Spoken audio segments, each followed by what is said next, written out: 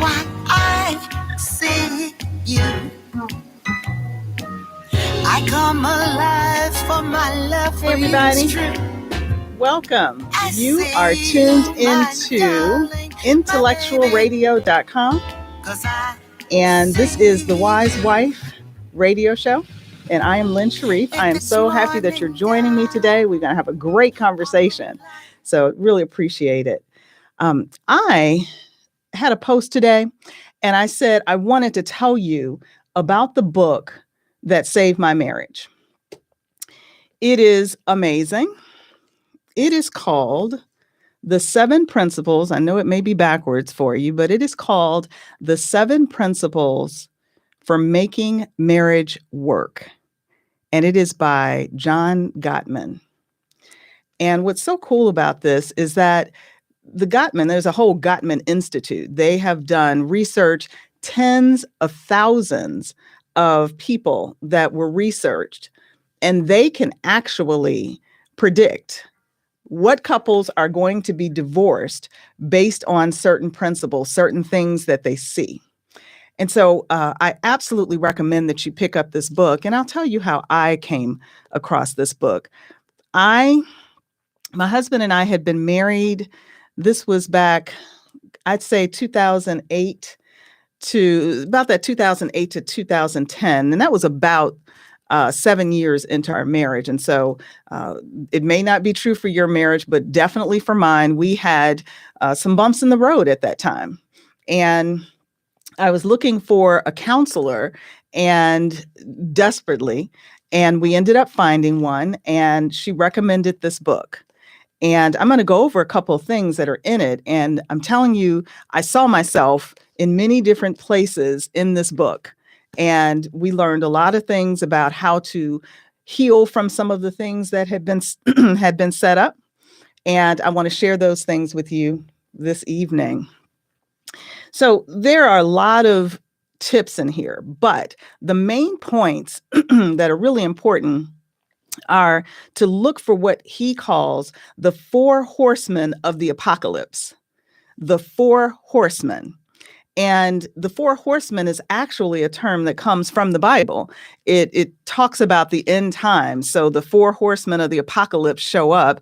And again, you can refer to that book for those stories. But Gottman uses it in this book because they talk about these 4 horsemen. And if these things are present in your marriage, it could certainly be indicative of your marriage faltering, and you definitely need to jump on top of them. So I'm going to share those 4 horsemen. The first horseman, and we talked about it when I had the counselor, Zanola Diggs, we talked about this, criticism versus a complaint. It's okay to have a criticism. Could we kind of keep the house a little more straight? That's a criticism. I'm sorry, that's a complaint. A criticism is when you start attacking your partner. You are so junky. When you're criticizing, that is actually, it's an attack. It is an attack on your partner. It's an attack on their character. And so you have to make sure that when you are voicing what your concerns or what your issues might be with your partner, that you do not get into an area where you're criticizing them. You're just merely voicing a complaint. There is a difference. And so when you're looking to fix it, one of the ways to do that is to really refer to, I would like for you to do this. It bothers me when you do that, as opposed to saying you always. That is really when you start getting into the criticism. But then what naturally happens is the second horseman is naturally, if you are criticizing and attacking your partner, they're going to become defensive. And so that's one of the other 4 horsemen. And it is a very natural response to get defensive when someone is pushing back on you or saying things. But there's also a part where a person could be defensive, but they're not taking responsibility for something. So you have to not try to play the innocent victim. You have to look okay, am I really doing something? Is this really true what my spouse is saying? As opposed to becoming defensive. Because defensively, if you are responding defensively and not wanting to take any responsibility, then that's a problem. You're not going the extra step to understand your partner's perspective. You know what? I hear what you're saying, and I did. I said I was going to do this thing, and I didn't do it. Whatever the scenario is, try and see it from your partner's perspective, and notice if you are being defensive and not taking responsibility for that.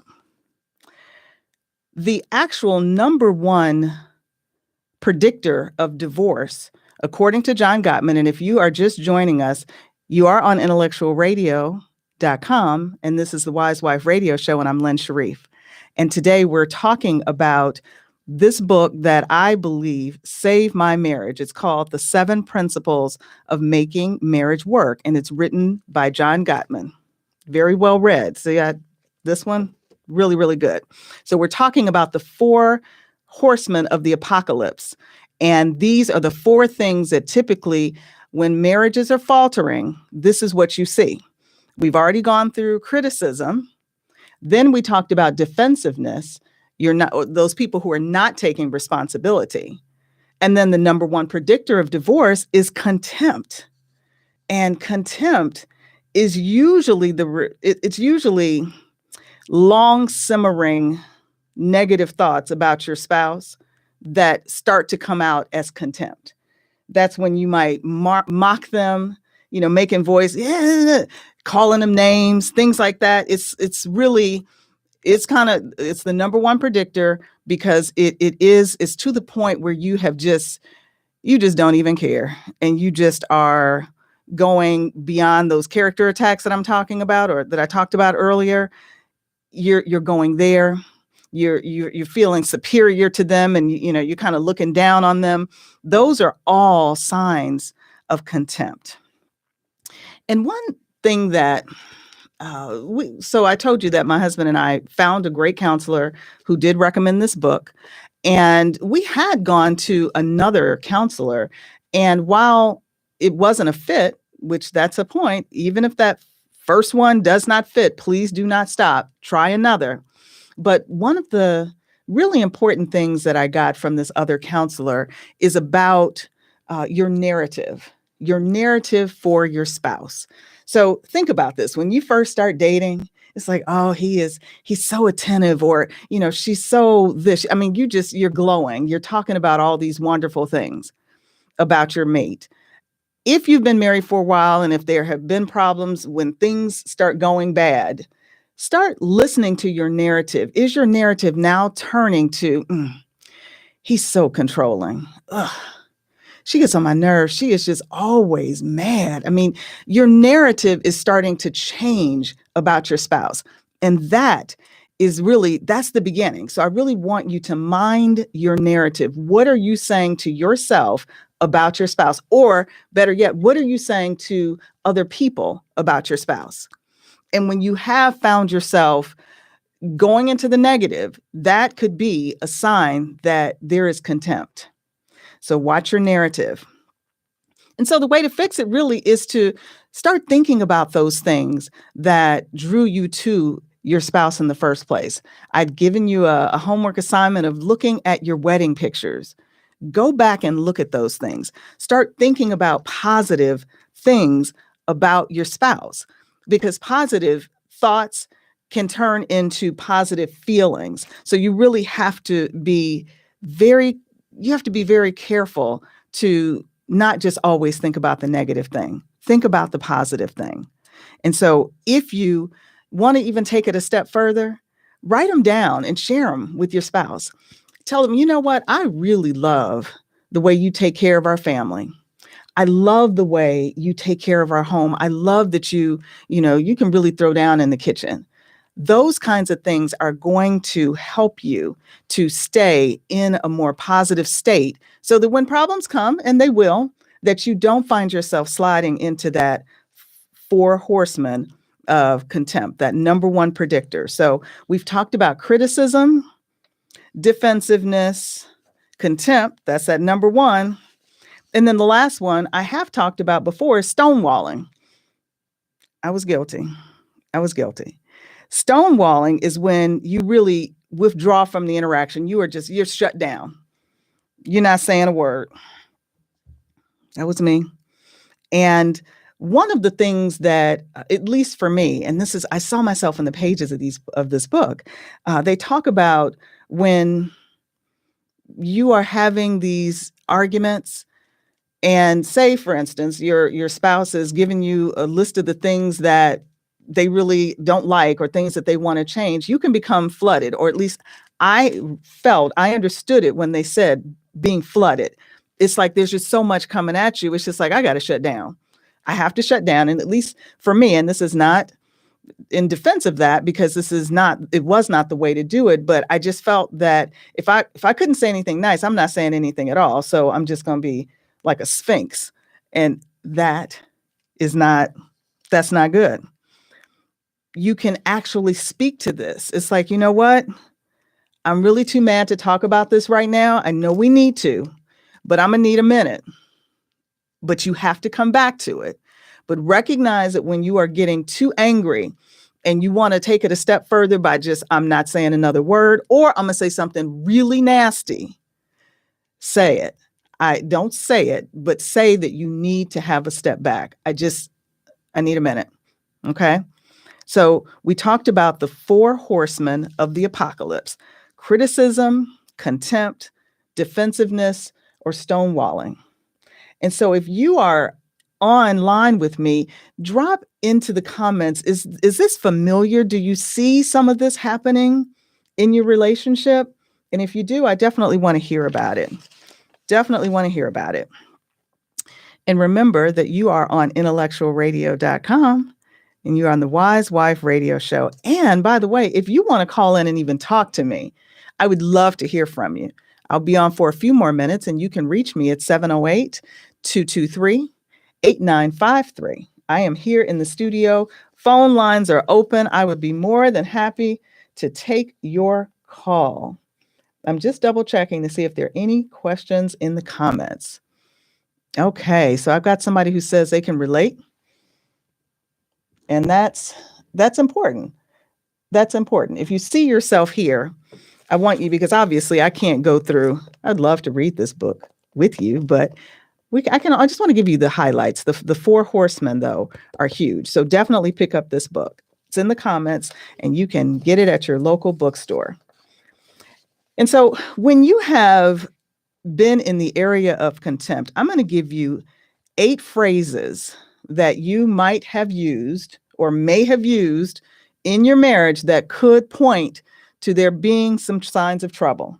And this is when that contempt really starts getting in. And that number, again, is 708-223-8953. So I'm going to give you 8 phrases that shows that your marriage might be in trouble. You don't deserve me. You lucky I even put up with you. That is definitely contempt. That is contempt.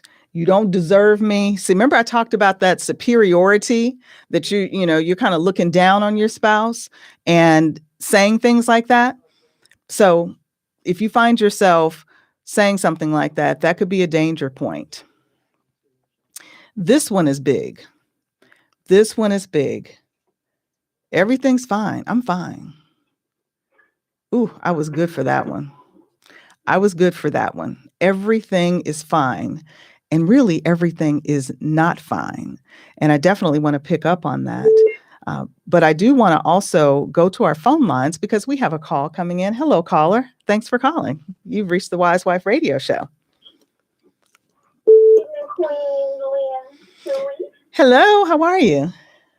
I'm fantastic. How are you? Doing well, thank you. You have a question for me today? Well, actually, just relating to your conversation. This is Darcy. Hi, Darcy. So I was listening and I was driving. Mm-hmm. And a couple of things hit my nerves. When you said you don't want to feel like we're attacking or shut down. So I just wanted to call in and say, none of us are perfect. And I have been in that situation where I felt like I was being attacked and just shut it down. Didn't have nothing to say, need to digest some stuff and take it in and then pray about it and go back to it. I also wanted to say I can relate when you made the statement where sometimes it's not what we say, but how we say it. Yes, ma'am. And I just want to say that I appreciate you sharing those nuggets. And I am definitely a work in progress. And we will be using those and thinking about those when those situations arise. Yes. And I think the most important thing that you said is that when you do start feeling attacked, to not check out. And one way that you might be able to take those comments in, or the feedback, I would say, from your spouse, is repeat it back to them. Okay, so am I hearing you say, I just want to make sure, am I hearing you say that, and then repeat it? Because you may not be right about how you heard it, because that's communication. You don't know what they really meant to say and all that. That's why communication can be so difficult, but repeating it back to them can really be very helpful. Make sure you're on the right page. And I like that. And listen to not respond, but just actually listen to what the person said. Absolutely. And you said something else that's really important, and that's pray. Because sometimes it's like, oh, Lord, I'm going to really need you to help me with this one. And so always be ready to call him, because he's always available. Absolutely. And I will support. Thanks for sharing the nuggets. And I'm sure the women or the potential women or people in relationships can definitely relate and definitely appreciate you sharing positive feedback for relationships. Absolutely. I appreciate your call, Ms. Darcy. All right. You have a good one. Okay, you too. Bye-bye. So, folks, Ms. Darcy had some great points about how to receive the information that's coming from your spouse. That's super important. Don't feel like you need to respond right then, but if you do want to repeat it, that can also help to maybe diffuse it a bit before we move on. So you are listening to IntellectualRadio.com. This is Lynn Sharif on the Wise Wife Radio Show. And we are going through 8 phrases that if you hear them or have said them in your marriage, it could be a sign that contempt might be right around the corner. So we talked about the first one. You don't deserve me. I don't really know why I put up with you. Everything is fine. When your spouse knows something's going on, because you all are married, of course they know you. They know when you're mad, but you're denying it. That's really, by saying everything is fine and it's really not fine, that is passive aggressive. It's passive aggressive because, again, your body language and all of those things go into communication. So when you're saying everything is fine and you know it's not fine, they know it's not fine, that makes it very, very difficult to address problems because you're not coming at them in a direct way. You might say, yeah, there's something on my mind, but I'm not feeling in a headspace to really talk about it effectively. So again, let's just put this on ice for a minute and we'll get back to it. But I'm not fine. I'm really not fine. So let's try and get past that. A text like, you're pathetic. When you're getting to that point where you're name calling, again, that's a dangerous area. And you got to find a way to pull back from that. I hate you. Now, you really might hate them because, the fact of the matter is that your spouse is probably the person that you could end up hating. Absolutely. But it is not good to express those in the midst of an argument. That is an emotional response. And in that moment, you really might hate them. But do not say that because, again, your words have power. And that is also a biblical principle that these things that you say, they sprout, they take legs and they can manifest. So be very, very careful about that kind of thing. Parents saying to each other, you are a horrible mother or you are a horrible father. That's a problem because as a partner, you know your partner's insecurities, you know their vulnerabilities. And attacking them in that area, again, you can certainly communicate if there is something in their parenting that you have seen, there's a way of saying it. But when you've moved into contempt neighborhood and the way it comes out is you are a horrible mother, that's a problem. You got to pull back from that. And remember, that is contempt and you don't want to be there. Man, you are acting crazy, girl. This is all in your head. That is something called gaslighting. When gaslighting is a form of manipulation. When somebody is telling you, because again, we as women have intuition, or if a man is saying that and you're trying to, manipulate into saying that that didn't happen, you're making that up. You're just being paranoid. That is a problem. That is a very hurtful way of undermining trust in your marriage. And so do not gaslight. If your spouse brings something to you, you cannot just, try and gaslight them out of believing it, because again, it undermines trust. It's not a way to help uplift your partner. It's making them doubt themselves, and they're not crazy. There's something. So you need to communicate about that. You are so needy. You're so annoying. Again, name calling. You could say instead, I'm feeling a bit suffocated. I just need some space. So that would be, so again, remember you're saying it's like the I statement, I need a little space, as opposed to you are needy. So again, it's more the I statements.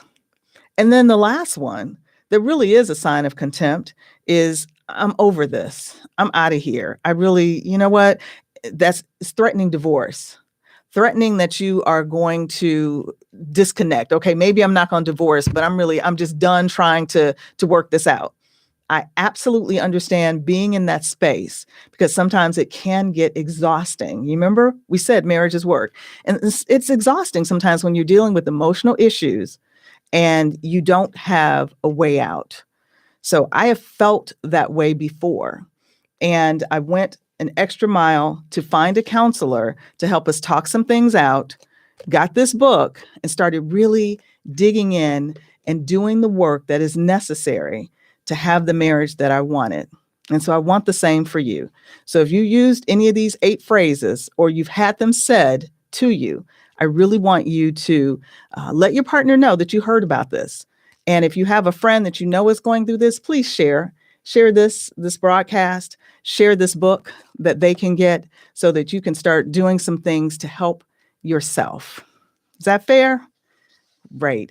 So I'm just going to check the comments. Yes. And I had someone who said, yes, tell your spouse that you heard them. See if you have clarity. So yes, when you're repeating back what you heard, so that you just want to make sure that you're on the same page. So we've talked about a lot today. We really dove into this book, talked about the 4 horsemen of the apocalypse. And then we also talked about 8 phrases that could be a sign that your marriage could be in trouble. So I really would love to hear from you. If you need to connect with me, you can do that by emailing me at lynn@lynnsharif.com. And if you would like to have someone to walk alongside you, a marriage coach, please, lynnthewisewife.com. You can email me there, and I will be taking a break and going to the phones. Hello, caller. Thank you for calling. Hey, Lynn. Can you hear me? We can hear very well. How are you? I'm doing awesome. So you mentioned stonewalling. Mm-hmm. I'd never heard of that term before, but that is my go-to. Yes. And you mentioned tell your spouse, I need a minute. Mm-hmm. And even though you may need a minute, your spouse is saying, no, we're going to talk about this now. No, we're going to talk about this now. And so when you tell your spouse, give me a moment, because if you keep pushing me, I'm going to slice you like a ninja with my tongue. Yes, that is so real. That is so real. And I'm telling you that every marriage has that dynamic where somebody wants to talk right then, and the other person is like, I need a minute. And so I definitely recommend that you don't try to work this out in that moment. Do it make agreements in times of peace. So if you all are in a peaceful time right now, bring that up. Babe, when things go up to 10, I know we want to get past the problem as quickly as possible, but I value you and I don't want to cut you with my words, because sometimes there's some things that you can't take back.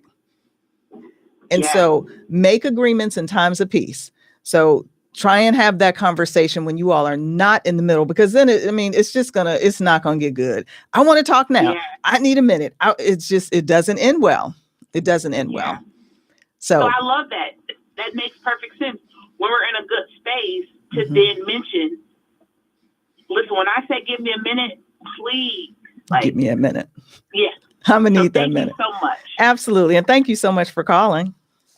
Absolutely. Good night. So, folks, as I said, go to LynnTheWiseWife.com and hear about that. And I believe we've got something in the comments. All right. Well, I cannot see the comments, so I know I have a nice little assistant here. By the way, my husband is in the studio, but he is not interested in being on camera or even in front of this microphone. So the comment says that the key is that spouse has got to be very deliberate about circling back. And you know why that comment probably came in? I may or may not have been guilty of that too. I just want to get it off my plate right now. So as long as I am not talking about it now, I'm happy, and I may never get around to it. It does take courage to bring up, because this is how I felt. I told that last caller to make agreements in times of peace. But when you're in peace, I'm like, well, why would I want to bring this up? Because then we might not have any more peace. So it does take courage to do that. But you're going to earn points with your spouse because they want to just get past it. You may be more of a let's bury it under the rug, but you're going to gain points with your spouse by coming back to it and actually being courageous enough to enter into a conversation that had you all in an argument before. Because that's the only way that we're going to get past it. Because I assure you that if you just keep burying things, sooner or later, that bump in the rug is going to be so big that you will trip over it. So it never goes away. So just have some courage and bring it back up when you say, give me a minute. Take the minute and come back. Okay? And so for small business owners, again, I would love for you to advertise your business on my show. So please email me at lynn@lynnsharif.com. So one last thing. As a reminder, I had the kissing challenge. We have been doing the kissing challenge about a month now. And I had someone tell me, listen, I'm not really sure I can do a kiss. We can't, because the kiss, by the way, is a way for you to stay connected with your spouse. And it's a way to disconnect deep kissing. We don't want to associate it only with sex. We don't want that to be the only time that you all are actually touching, because in the haste of life, you can, it's a peck, maybe, but it's like, okay, I can't do a kiss right away because, we're not really like that right now. So let's start with a hug, like a really good hug. And then somebody asked me, can I just start with a fist bump? Wherever you start, just start somewhere and let's just go. So check my post from last week and I'll give you more. I had more detail about the research that went into that. So nonetheless, I want to encourage you to stay connected to your spouse with a kiss, deep kiss with tongue, a hug, frontal hug, or even a fist bump, wherever you have to start.